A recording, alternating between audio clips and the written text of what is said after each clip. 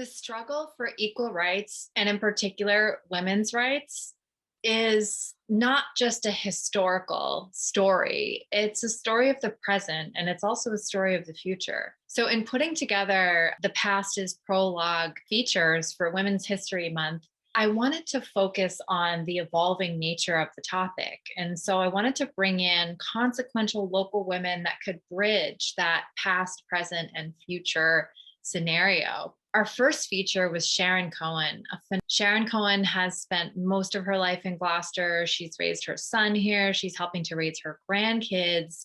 And she's actually part of one of the most groundbreaking US Supreme Court cases on gender discrimination. So if you look her up, she's famous, but she's decided to respectfully and politely live life out of the spotlight on her own terms and by the values that she holds most dear: community, family, and humility.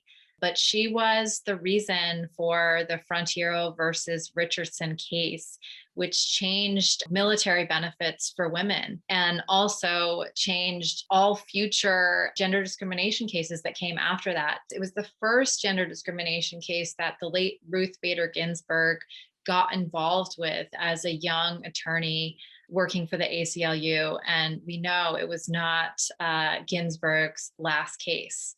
So another feature, our other feature for the Past Is Prologue Women's History Month, was with acclaimed author Anna Solomon. Anna Solomon just came out with a new book, The Book of V. And so the Book of V looks at women's lives and women's choices over time, and also the historical nature of power and powerlessness when it comes to females. So Anna really credits a lot of her creative inspiration and her career on growing up on Cape Ann. She grew up in West Gloucester and had this magical childhood here in Gloucester, and still feels very connected to this community. And so in thinking about the uniqueness of this topic, I think what really came out from the story with Sharon Cohen and from the story of Anna Solomon is that consequential women are everyday women. They're women who are resilient, who get really engaged in their community, who